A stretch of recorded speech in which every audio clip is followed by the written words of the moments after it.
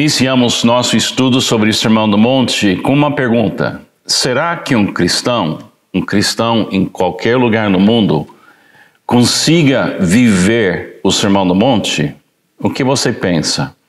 Você tem esse otimismo de acreditar que aquilo que Jesus falou 2000 anos atrás pode ser vivido hoje? Para mim, a resposta é sim. É sim, porque Jesus falou. E nessa fala de Jesus, que aconteceu 2000 anos atrás, realmente marcou a história da humanidade. Jesus declarou coisas otimistas. E a gente já andou nessa primeira parte do Sermão do Monte com esse otimismo de Jesus.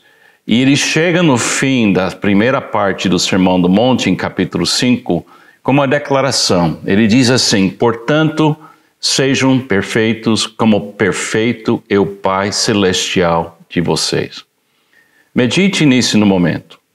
Jesus olhando para pessoas como eu e você, pessoas normais, pessoas com falhas, pessoas que cometeram pecados, e ele olha para a humanidade e ele sabe que ele pode fazer milagre na vida da gente, de transformar a gente numa pessoa que consegue amar em união com Pai, Filho e Espírito Santo. Aí ele fala assim: portanto, sejam perfeitos como perfeito é o Pai Celestial de vocês.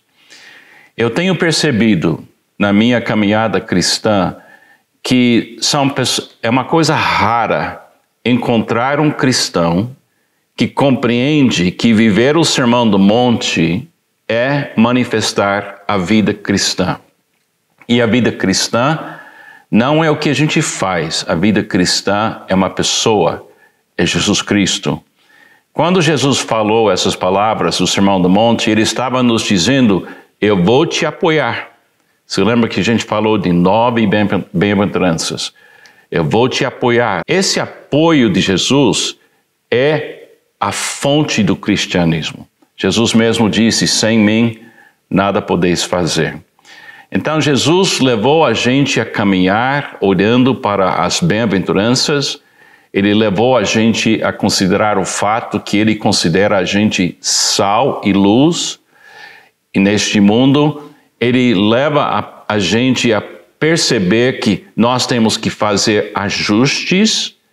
E agora, ajustes que a gente faz na nossa vida não vêm do Antigo Testamento, mas vêm diretamente da voz de Jesus.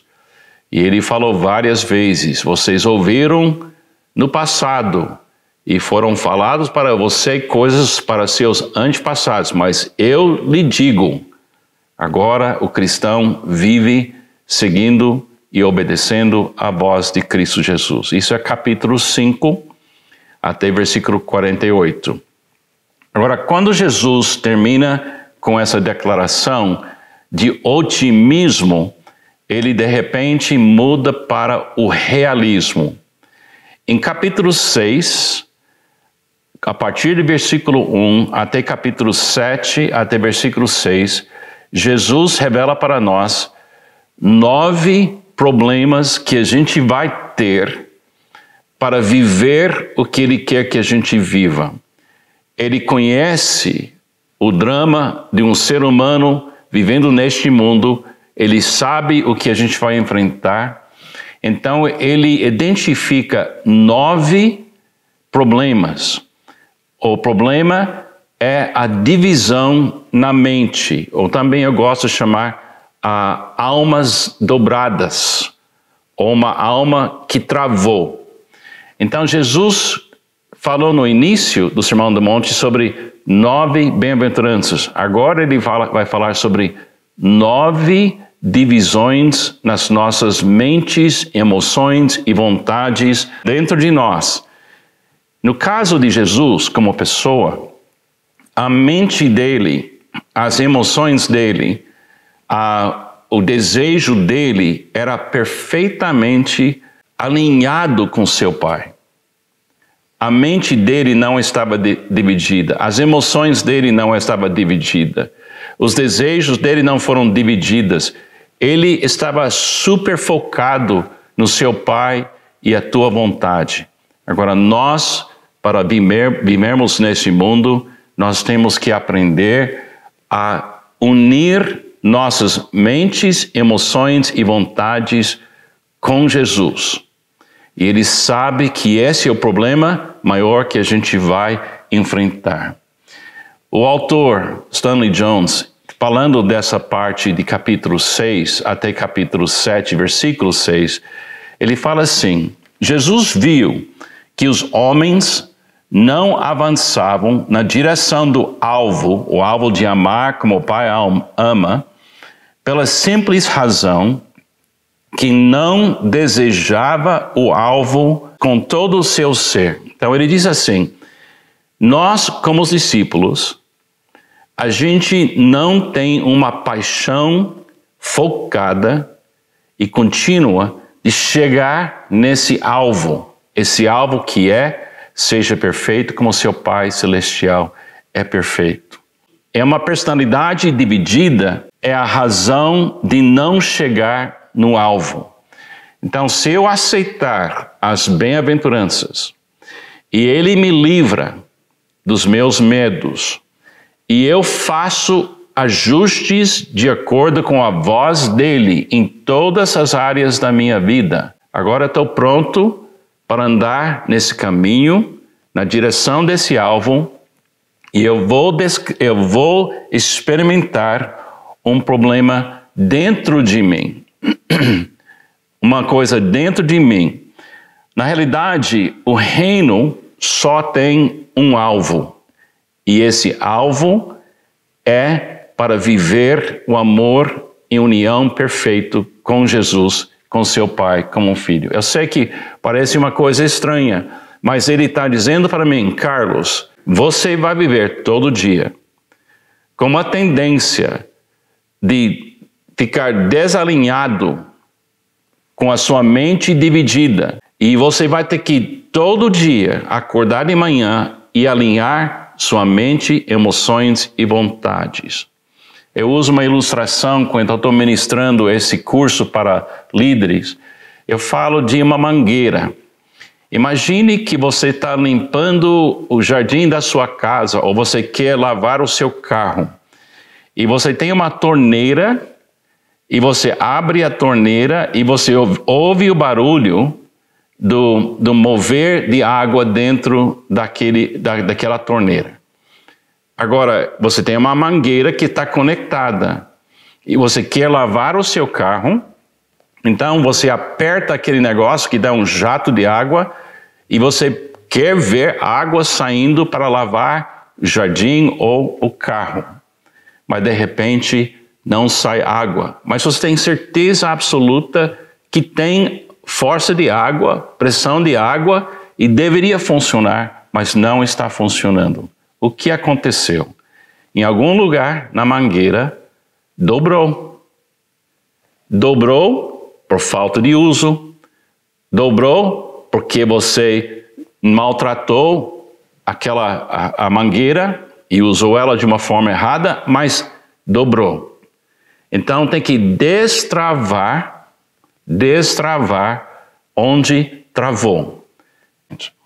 Agora, Jesus começa a falar para você sobre alinhar 9 áreas da sua vida para que você possa ser útil para a glória de Deus e ter uma vida inabalável. Então eu vou ler cada uma dessas que ele fala e você vai pegar o jeito de compreender que na sua caminhada você vai ter que praticar a disciplina de ter uma mente totalmente alinhada com Jesus, emoções alinhadas com Jesus e também desejos alinhados de Deus. Você vai entender de uma forma muito clara, é só prestar atenção na voz que realmente importa, que é a voz de Jesus. Jesus falou, antes de eu falar das 9 coisas, eu quero ler um versículo que diz assim em Mateus 11, 28 a 30. Venham a mim, Jesus disse, todos os que estão cansados e sobrecarregados, e eu lhes darei descanso. E aprendam de mim, pois sou manso e humilde de coração, e vocês encontrarão descanso para as suas almas. Pois o meu jugo é suave e meu fardo é leve. Agora ele está dizendo, venha para mim e eu vou te acalmar. Eu vou desdobrar a mangueira dentro de você, aquelas divisões dentro de você. Tenho vivido isso, estou vivendo isso e creio que todo cristão em todo lugar no mundo pode aprender o que é descansar em Cristo e viver nesse fluir do amor de Deus. Nós vamos ver 9 áreas. Uma generosidade, uma oração, um jejum, uma riqueza, uma luz, uma lealdade, um alvo, uma medida e um tesouro. Esses são assuntos de Jesus. E fica muito lindo isso. Eu gosto muito de dar esse material em retiros com líderes, porque você consegue ver que isso abre para a pessoa essa perspectiva que ela precisa unir mente, emoção e vontade com Jesus todo dia. Então vamos falar de uma generosidade. Dando em segredo, em união de espírito com Jesus. Ouçam as palavras de Jesus. Tenham o cuidado de não praticar suas obras de justiça diante dos outros para serem vistos por eles. Se fizerem isso, vocês não terão nenhuma recompensa do Pai Celestial. Portanto, quando você der esmola, não anuncie isso com trompetas, como fazem os hipócritas nas sinagogas e nas ruas, a fim de serem honrados pelos outros. Eu lhes garanto que eles já receberam sua plena recompensa. Mas quando você der esmola, que a sua mão esquerda não saiba o que está fazendo a direita, de forma que você preste a sua ajuda em segredo. E seu Pai Celestial, que vê o que é feito em segredo, o recompensará. Então Jesus diz assim, vai despertar em você, porque você está vivendo as bem-aventuranças e você está ajustando sua vida para combinar com o que Jesus está falando, e você vai querer ser generoso. Isso é muito bom. É uma característica do cristão querer ser generoso. Mas ele diz assim, cuidado com sua mente, emoções e vontades na hora que você vai dar esmola para alguém ou ajudar alguém. Porque Deus quer que você faça isso sem atrair ou levar sua atenção para todo mundo ver o que você está fazendo, que é um ato de generosidade. Mas por que Deus quer que você faça em segredo? Para que você aceite o elogio de uma audiência que tem uma pessoa só, que é Deus. Eu falo em termos mais modernos, nunca tire selfie de você sendo generoso. Se você olhar hoje em dia no Instagram ou no Facebook, no mundo digital, todo mundo está tentando aparecer justo, ligado na realidade e da dor dos outros. Todo mundo quer ter uma causa para defender. E Jesus fala para nós, tome muito cuidado tentando ganhar a atenção dos homens, das pessoas, para buscar aquela recompensa de alguém aplaudindo você, porque você é uma pessoa boa, em vez de uma pessoa má. Ele está falando para nós, Jesus está falando, que não deixe sua mente dividir. Gente, como pastor, eu posso dizer com uma certa autoridade, o fato que eu vou subir no púlpito e pregar me coloca em grande risco de pregar para ouvir o retorno positivo das pessoas que me ouviram. Também quando eu tenho oportunidade de ser generoso, talvez com um recurso que caiu na minha mão, é super importante que eu não vivo dos elogios das pessoas. Eu preciso fazer como Jesus fez. Ele fez a vontade do seu Pai em todos os momentos. E ele nos alerta, cuidado com essa busca de afirmação humana. Deus, ouvindo você, vendo você em segredo, deveria ser suficiente. Eu digo para você, pela experiência própria, que esse é um problema incrivelmente difícil de ser curado em nós. Então nós temos que ouvir Jesus e alinhar com isso. Eu recomendo que você faça uma prática de avaliar por que você está sendo generoso. Porque Deus quer? Você fala muito a respeito dessa coisa para ouvir pessoas elogiando você? Não sou eu que estou falando aqui. É Jesus que está falando para mim e para você. Se você vai me acompanhar e viver assim, você tem que ter uma mente que está 100% focado em uma audiência que é seu Deus, os Pai Celestial. Lindos atos religiosos com divisão entre o mundo invisível e visível, tome cuidado com isso. Eu acho que você vai pegar a ideia agora desses 9, porque Jesus vai apertar ainda mais em cada uma dessas declarações. Agora, uma oração.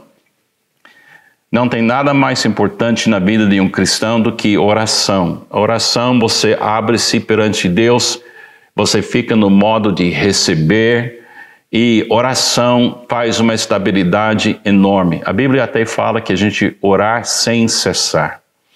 Mas Jesus vai colocar mais uma vez a luz sobre um problema da maneira que a gente ora e o que a gente quer quando a gente ora. Ouça o que ele fala aqui.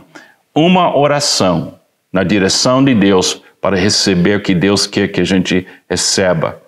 Ele fala assim: e quando vocês orarem, não sejam como hipócritas. Eles gostam de ficar orando em pé nas sinagogas e nas esquinas, a fim de serem vistos pelos outros. Eu lhes asseguro que eles já receberam sua plena recompensa. Mas quando você orar, vá para seu quarto, feche a porta e ore a seu Pai, que está em secreto. Então seu Pai, que vê em secreto, o recompensará. E quando orarem, não fiquem sempre repetindo a mesma coisa, como fazem os pagãos. Eles pensam que por muito falarem serão ouvidos. Não sejam iguais a eles, porque o seu Pai sabe que o que vocês precisam antes mesmo de o pedirem. Então, vocês, é todos nós, orem assim: Pai nosso, que estás nos céus, santificado seja o teu nome, venha o teu reino, seja feita a sua vontade, a tua vontade, assim na terra como no céu. Dá-nos hoje o nosso pão de cada dia. Perdoa as nossas dívidas, assim como perdoamos aos nossos devedores. E não nos deixes cair em tentação, mas livra-nos do mal, porque teu é o reino, o poder, a glória para sempre. Amém. Pois se perdoarem as ofensas uns dos outros, o Pai Celestial também lhes perdoará. Mas se não perdoarem uns aos outros, o Pai Celestial não lhes perdoará as ofensas. Em poucas palavras, Jesus, ele nos dá uma aula de oração, que é a coisa mais preciosa sobre oração que eu já ouvi na minha vida. Ele fala aqui em união, ele fala de um Pai, um nome, um reino, uma vontade, uma realidade, uma fonte, um pão, um perdão, uma proteção, uma libertação da tentação, um reino, um poder, uma glória. Então ele tira da nossa mente a nossa busca constante de querer manipular a realidade. Falando muito. Não, ele fala, Deus sabe o que você precisa. E na vida interior, eu deveria ter uma vida simplificada e alinhada. Um sinal que eu estou vivendo em união de espírito com Cristo, e eu estou vivendo naquele descanso, quando ele disse, aprenda de mim e eu vou te dar descanso, é que minha vida em toda área simplifica. Uma mente dividida é sempre uma mente complexa. Dentro de mim tem argumentos acontecendo, dentro de mim tem ideias que estão em conflito, dentro de mim eu tenho medo de não poder receber o que eu preciso de Deus para avançar na minha vida. Dentro de mim, dentro de você, tem poderíamos falar assim, uma salada de ideias e uma briga de opiniões, e Jesus quer nos acalmar. Então ele disse, vá no seu quarto. Você sabe que para muita gente ficar quieto, sozinho, é um problema enorme para certas pessoas. Elas não sabem entrar no silêncio. Eles têm que ter sempre coisas acontecendo para animá-los. E um sinal que você está entendendo Jesus é que você pode estar quieto, no silêncio, calmo, confiante, para que dentro de você, a mangueira que travou, ela também fica leve e ela não está mais dobrado e a água do amor de Deus pode fluir. Faz sentido para você? Eu digo para você, depois de muitos anos nessa caminhada cristã, que essa declaração de Jesus tem me ajudado muito e pode ajudar muito você também. A terceira, nesse grupo de 3, um jejum. Nós temos esse desejo como cristão de negar algumas coisas e não participar de certas coisas para participar daquilo que é muito melhor para nós. Então, jejuar é uma disciplina espiritual de dizer, eu vou me negar nessa área para aproveitar plenamente nessa área. Muitas vezes a gente pensa nisso sobre somente comida, mas não é só comida, é uma realização de o que é mais importante, eu comer ou ter comunhão com Deus? Eu comer ou eu amar pessoas necessitadas? Então, ele fala assim sobre jejum. Lembra-se que é Jesus que está falando sobre esse problema na nossa vida. Quando jejuarem, não mostram uma aparência triste como os hipócritas. Você está vendo aquele que ele mencionou hipócrita 3 vezes? Alguém que está fingindo, alguém que está fazendo uma encenação. É uma peça que ele criou para ganhar o que ele quer. Pois eles mudam a aparência do rosto a fim de que os outros vejam que eles estão jejuando. Eu lhes digo verdadeiramente que eles já receberam sua plena recompensa. Ao jejuar, arrume o cabelo e lave o rosto, para que não pareça aos outros que você está jejuando, mas apenas a seu Pai, que vê em secreto, e seu Pai, que vê em secreto, o recompensará. Você percebeu o que Jesus fez aqui? Em poucas palavras, ele descreve 3 oportunidades para você ficar 100% alinhado com a fonte que é o Pai Celestial. E ele alerta você, quando você está tentando ser generoso, em público. Não faz um plano para isso. Isso deveria ser sua natureza e coisa que você faz para ser visto somente pelo Pai e mais ninguém. Se a gente viver isso de uma forma correta, a gente descansa. Aí ele fala de oração. E se a gente ouvir a maneira que ele está falando sobre oração, a gente descansa. Destrava a mangueira. Une-se emoções, vontades e pensamentos com Deus. E isso faz a gente ter capacidade de amar quem a gente precisa amar. Agora aqui ele diz assim: tome cuidado de querer aparecer como uma pessoa espiritualmente melhor do que os outros. Tome muito cuidado em fazer um plano de chamar a atenção de outros discípulos ou o mundo que diz: eu estou crescendo espiritualmente, ou eu sou um pouco mais na sua frente e você deveria me seguir como seu exemplo. Não.